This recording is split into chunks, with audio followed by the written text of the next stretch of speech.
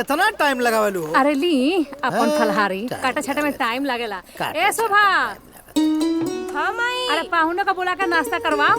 हाँ ए जी, ए कहाँ बनी, आई ना नाश्ता कर ली। निकाला माल झाड़ के आवतानी।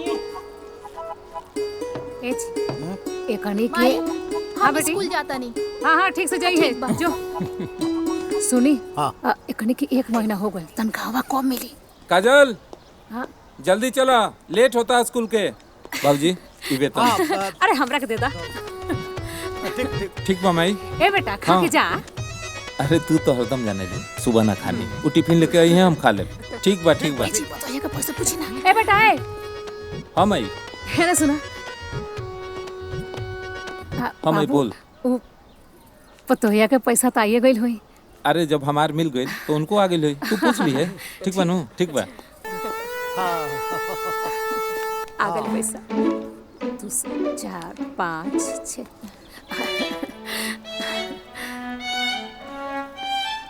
खुश रह बेटा, खुश रह। सादा सुहागिन रहा।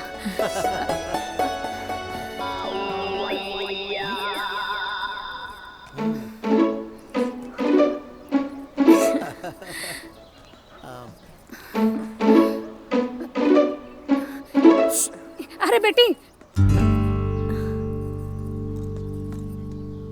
जी माँ जी। वो कहा कि आनंद अपन तनख्वाह दिला है, अब घर में बहुत सारा लोन चुकावे का पड़ेला। ट्रैक्टर के, मोटरसाइकिल के और भी बहुत सारा खर्चा बा। अब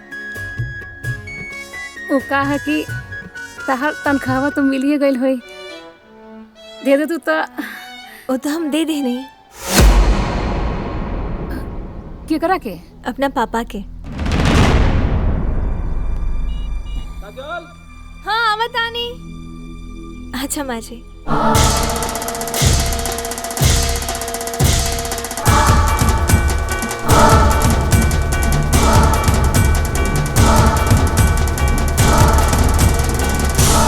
दादा हो दादा, हमरा संगे दिन दहाड़े घोटाला हो गई। हमरा घर का पैसा अपना नैहर भेजवा दलस, ई ना चली। अरे ना चली त का करबू? पतोही झगड़ा करबू? काहे ना करेम? वो कौन ही अपना नैहर पैसा भेजवा ले लिया? ए माँ जी, कमाई उनकर है तब पैसा पे हक भी आनंदे बहू के होई नु। हाँ।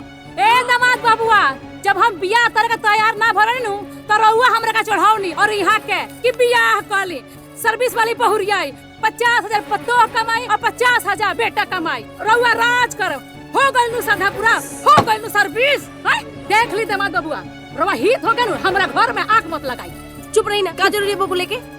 बताइए, हमार बेटी यारवा घर में कमा के हमरा के यहाँ भेजे तो रउआ माई बाबूजी का निमन लागी? अरे भाई तो ठंडा दिमाग से काम करा लोग। पूरा घर खोपड़े पे उठा लेबू, खनवा खाए के बहा दे। आई हो दादा, रउआ ओकर लगनी पक्ष लेबे। अरे भाई तो कोनो बात कहे के तरीका न होला। हाँ? अच्छा तो रउआ हमरा का उत्तर रिकवा सिखाती। अरे तो अपना बेटा आनंद से बात करा, वो तोर पतो है। बेटा नानू जोन तोर बेटा सुन ली, वो पतोहिया नानू सुनी, तो अपना बेटा से को जाके कहे। ठीक बा, आवे दी आज बेटा के, उहे आज ओकरा का सिखाई। आवे। काजल के बाबूजी, कहाँ बानी रहुआ? अरे फोन बजाता देखी ना। आवत है। हेलो। प्रणाम पापा। अरे खुश रहा बिटिया, खुश रहा। और बतावा का हाल चाल बा? बस बढ़िया। काजल की फोन है का? अरे तो हमरा के दी ना, खुद बतिया लेब का। का होता? अरे तोहर माई तोहरा से बतिया खातिर छटपिटाता नहीं। ला बतिया उनसे। प्रणाम माई। खुश रहा बेटा। कैसन बाड़ू तू? बहुत बढ़िया। का करे तारू? कुछ ना, रोटी बनावतानी। बेटी के याद नहीं खियावत ना? ए बेटी, जोने माई बाप के एगो औलाद होखे, ओके अपने बेटी के याद काहे न आई? हैं? अच्छा पापा, हम अकाउंट में पैसा भेज देले बानी।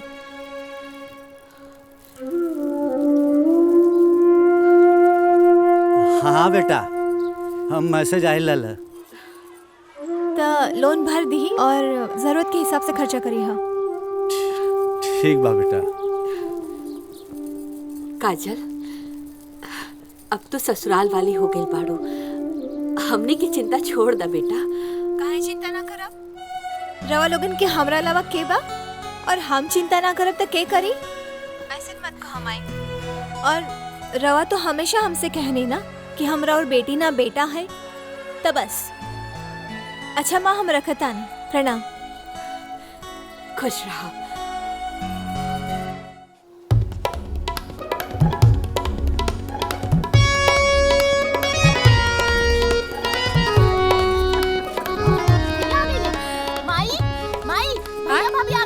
भैया आ गई। चुप, भैया के बुला के ले। और सुन, बनाने का मत आती है, खाली भैया के भेज। भैया का रे? भैया माई बुलाओ तनी, सिर्फ तहरा के। आवत तनी। जल्दी आवा। जा तू। अरे छुटकी।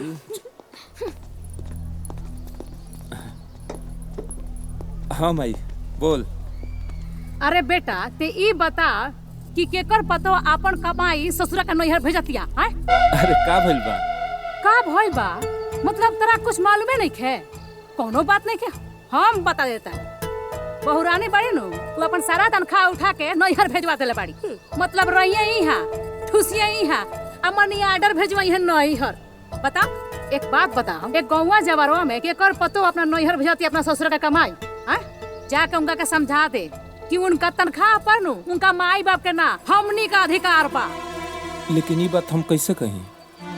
कैसे कहीं? ते ना समझाइबे तो ओकरा के समझाई जब ओकरा समझ में नहीं आवत? अरे जाए देना माई, हम अपन तनख्वाह तोरा के देते नहीं नु। अरे बेटा, ओकर माई बाप नु हमरा के नौकरानी बना के घर में नहीं भेजे कि सेवा करम हम आ मेवा खाई ओकर माई बाप। पैसा पर से तो पहले ही अधिकार हट गई, कल के पोता पोती होई तो कनियों पर कौन नया कानून लागू कर दी? माई जौन तू कहत रिश्नु हम सब समझता नहीं। ई बात तू काजल के तू ही काहे नहीं समझावत? मतलब ते ना समझेबी? देख माई, हमार कहल शोभा नहीं के दे, ई बात तू ही समझा दे। ठीक बा बेटा, ठीक बा। बिगड़त हमार तो बनावे के तो हमरे पड़े ना।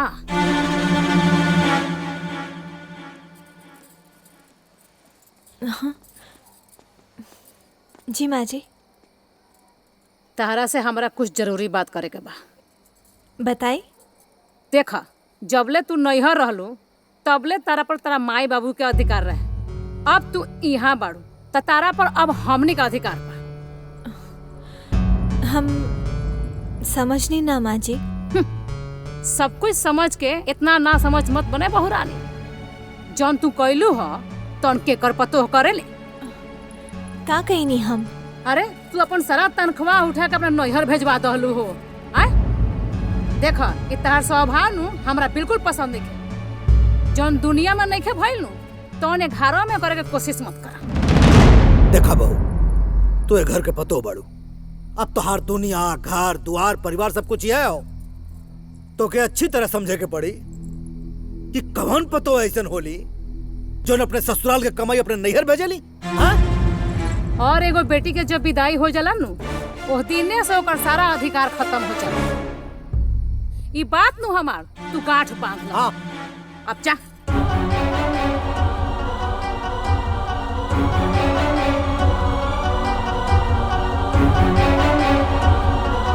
अरे जा।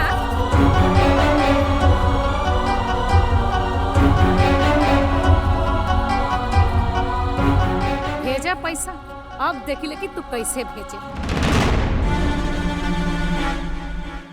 जबले तू नैहर रहलू तबले तारा पर तारा माई बाबू के अधिकार रहे।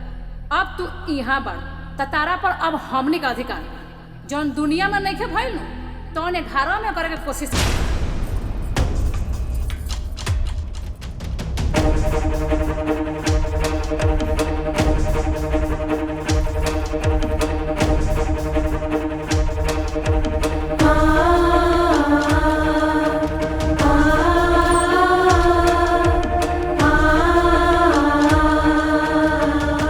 देखा बहू, तू ए घर के पतो बाड़ू। अब तोहार दुनिया, घर द्वार, परिवार सब कुछ ये हो और एगो बेटी के जब विदाई हो जाला न, ओह दिने से ओकर सारा अधिकार खत्म हो जाला। ई बात नु हमार तू गांठ पा। काजल का भइल, काहे अपसेट बाड़ू?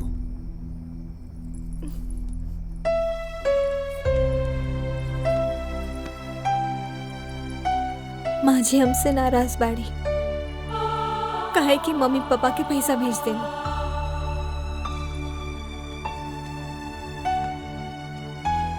देखा काजल, अब ई दोनों घर परिवार तोहार बा। अगर हम तार पति बने तो वो लोग तार सास ससुर बा। उनको लोग के तो इम्पोर्टेंस बा तार लाइफ में। जितना है घर के तार जरूरत बा उतने ये घर के तोहरो जरूरत बा। अब ये घर के सुख शांति तहरे हाथ में बा।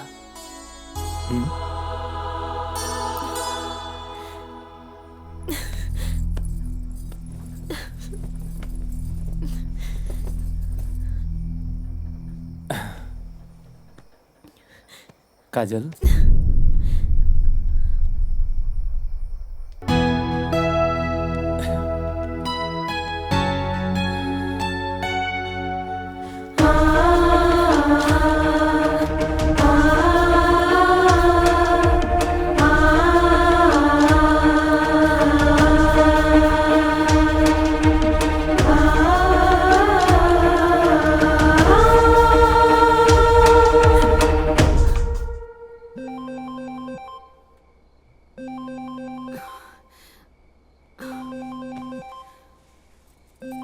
राती का फोन केकर फोन है? काजल का। इतना रात में काजल के फोन स्पीकर पे डाली ना। हेलो। हाँ बेटी बोला। काजल सब ठीक तो बा ना बेटा?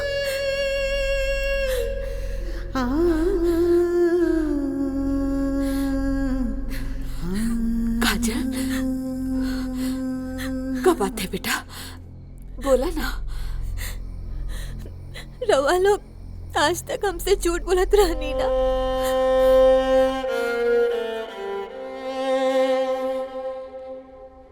बेटी तोहर बाबूजी तोरा से कौन झूठ बोल कि हमरा और बेटा है,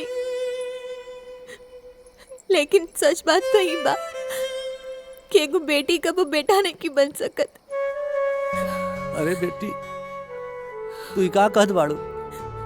तू हमार बेटियो है और बेटा भी। तो के ऐसे ई का के कह दल कि तू ये तरह बोलत ताड़े? ना पापा, तो ये बात सच नहीं के। एक बेटा था केहू भी तरह अपन बेटा होके के फर्ज निभा देले, और एक बेटी जब केहू के घर की बहू बन जाली तब बेटा की तरह फर्ज ना निभा सकेली। ए बेटी तो के कुछ कहला सका? तू काहे तर बोला ताड़े? ना पापा, और ये सच बा कि आज हमारे मायके के रिश्ता पर ससुराल का रिश्ता भारी पड़ गए। आज साबित हो गए लड़की खातिर अपन मायका बियाह के बाद पराया हो ही जाला। ये सोच के आंख भर गई। बेटा ऐसे मत बोला, घर में कोनो और बात फैले का। बेटा हमरा से ऐसा का हो गइल कि तू एतर कह ताड़े? पापा हमरा के माफ कर दे। जौन वचन हमरा हुआ के देले रहनी अब हम पूरा ना कर पाए। हम घर के लोन पूरा ना कर पाए पापा। ए बेटा तू हमार समझदार बेटा है, ठीक ना? बेटा तोर पापा जैसन पहले रहला ना हब्बो वैसने हवा। बेटा तेरे पापा के बाजू में बहुत ताकत है। हम समझता नहीं पापा, इस दुनिया में भगवान सबसे अच्छे पिता हमके देले बा, लेकिन राउर बेटी हमागन बिया हमरा के माफ कर दे।